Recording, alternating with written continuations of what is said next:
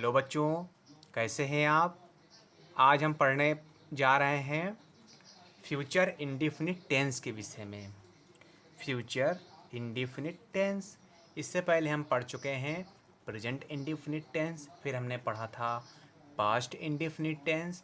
आज हम पढ़ेंगे फ्यूचर इंडेफिनिट टेंस के विषय में। तो बच्चों देखिए, इसकी पहचान क्या होती है।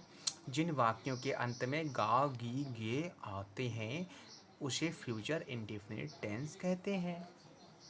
देखिए, राम किताब पढ़ेगा, सीता खाना खाएगी, मैं मैच खेलूँगा, हम बाज़ार जाएंगे।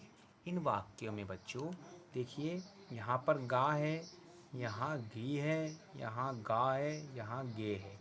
तो इस तरह से इसकी इन वाक्यों की पहचान होती है बच्चों। देखिए, राम किताब पढ़ेगा, तो इसमें हम सब्जेक्ट के बाद जो हमारी जो लिंकिंग वर्ब जो होती है उसको उसमें हम विल या सेल का प्रयोग करते हैं। तो हम यहाँ पर देखिए, हम लिखेंगे राम विल रीड बुक। तो रीड हमारी क्या है, पढ़ेगा, मुख्य क्रिया है, वर्ब है। तो वर्ब हमारी रीड है, तो रीड हमारी यहाँ पर जो क्रिया है, जो वर्ब है, इसकी फर्स्ट फॉर्म ही आएगी यहाँ पर बच्चों। तो राम विल रीड बुक। इसके बाद देखिए, सीता खाना खाएगी। सबसे पहले सब्जेक्ट हमारा सीता। बच्चों, सीता हमारा जो सब्जेक्ट है वो हमने पहले लिखा है SITA सीता। इसके बाद मुख्य क्रिया आएगी, देखिए सब्जेक्ट, फिर विल या सेल लगाएंगे। इसके बाद वर्ब, फिर ऑब्जेक्ट। तो विल या सेल में सीता एक वचन करता है तो इसके लिए विल आएगा, तो सीता विल। इसके बाद देखिए वर्ब आएगी, तो वर्ब है खाएगी, सीता खाना खाएगी। तो Sita will eat the food. ठीक, सीता खाना खाएगी, Sita will eat the food.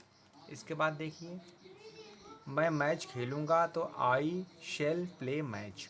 बच्चों, आई के साथ सेल आता है, आई और वी के साथ शेल आएगा। ठीक है, हम बाज़ार जाएंगे, तो we shall go to market. अब देखिए बच्चों, हमने यहाँ पर लिख रखा है रूल, सब्जेक्ट प्लस विल या शेल।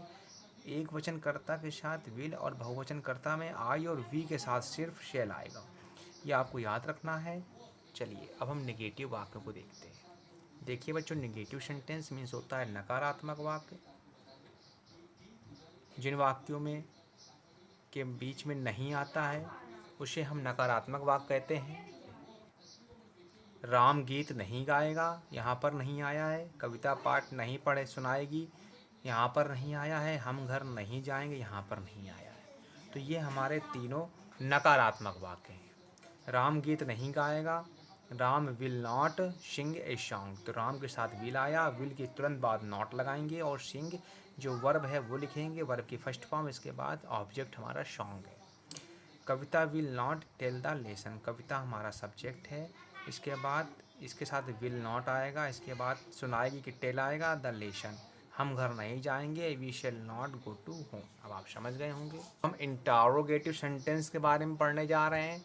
क्या सीता गीत गाएगी? तो इसके लिए देखो, यहाँ पर विल हमने पहले लगाया है। अगर पहले आता है तो विल या शेल को हम सब्जेक्ट से पहले लिखेंगे अकॉर्डिंग टू सब्जेक्ट। कर्ता के अनुसार विल या शेल को कर्ता से पहले लिखा जाएगा। तो यहाँ पर सीता है तो सीता के लिए विल आएगा, तो विल हम पहले लिख देंगे, विल सीता। इसके बाद वर्ब, फिर इसके बाद object. Will Sita sing a song. हम बाजार क्यों नहीं जाएंगे? हम बाजार क्यों नहीं जाएंगे? यहाँ पर देखिए, क्यों शब्द प्रश्नवाचक बीच में आया, तो सबसे पहले इसकी अंग्रेजी लिखेंगे। वाई वी के लिए सेल आएगा, तो सेल इसके बाद शेल आएगा, we shall we why shall we not go to market. देखिए, इसका रूल्स लिखा हुआ है, सब्जेक्ट विल या शेल। ये नेगेटिव का पहले हमने नेगेटिव पढ़ाया था, नकारात्मक वाक्य हमने पढ़ा था, तो उसका रूल्स लिखा हुआ है यहाँ पर। सब्जेक्ट प्लस विल या shell plus not plus verb plus object. और प्रश्नवाचक वाक्य दो तरह के होते हैं।